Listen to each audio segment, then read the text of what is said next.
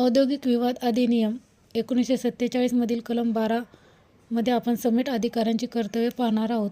औद्योगिक विवाद निर्माण झालेला असेल किंवा होण्याची आशंका असेल त्या बाबतीत समेट अधिकाऱ्यास विहित रीतीने समेटाची कार्यवाही चालवता येईल किंवा तो विवाद सार्वजनिक उपकर्तव्ययुक्ततेच्या सेवेशी संबंधित असून कलम 22 खाली नोटीस देण्यात आली असेल तर अशा रीतीने ती कार्यवाही चालवावी लागेल.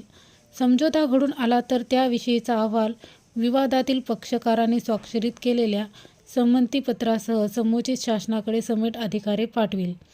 समझोता का घडून आला नाही याचाही अहवाल शासनाकडे पाठवावा लागतो. या कलमाखालील अहवाल समेटाची कार्यवाही सुरू झाल्यापासून 14 दिवसाच्या आत किंवा समुचित शासन निश्चित करील अशा त्याहून कमी कालावधीच्या आत सादर करण्यात येईल. कलम 12 मध्ये आपण समेट अधिकाऱ्याचे कर्तव्य पाहिलेले आहोत. औद्योगिक विवाद निर्माण झाला असेल तर समेट अधिकाऱ्याला योग्य रीतीने समेटाची कार्यवाही चालवता येईल. समझोता घडून आला तर त्याविषयीचा अहवाल विवादातील पक्षकारांनी स्वाक्षरित केलेल्या संमतीपत्रासह समुचित शासनाकडे समेट अधिकारी पाठवेल. समझोता का घडून आला नाही याचाही अहवाल आपल्याला पाठवावा लागतो.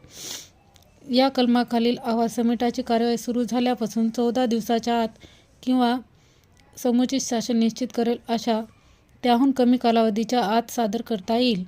म्हणजे जर एखादा समझोता झाला किंवा समेट झालं तर त्याचा अहवाल 14 दिवसाच्या आत आपल्याला पाठवावा लागतो समुचित शासनाकडे किंवा समुचित शासन निश्चित करेल अशा त्याहून कमी कालावधीच्या आत सादर करता येईल.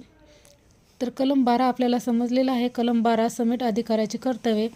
आता कलम 13 मध्ये मंडळाची कर्तव्ये आहेत. या अधिनियमाखाली मंडळाकडे एखादा विवाद निर्णयार्थ निर्देशित करण्यात आला असेल तेव्हा त्या संबंधात समझोता घडून आणण्यासाठी प्रयत्नशील राहणे हे मंडळाचे कर्तव्य असेल.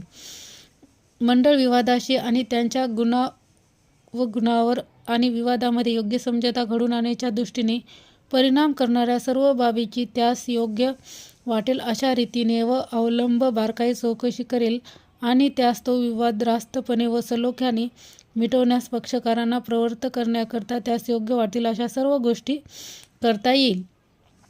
कलम 14 न्यायालयाची कर्तव्ये. न्यायालय त्यांच्याकडे निर्णयार्थ निर्देशित करण्यात आलेल्या बाबीसंबंधी चौकशी करील आणि चौकशी सुरू झाल्यापासून सर्वसामान्यपणे 6 महिन्याच्या कालावधीच्या आत समुचित शासनाकडे त्यावरील अहवाल सादर करील.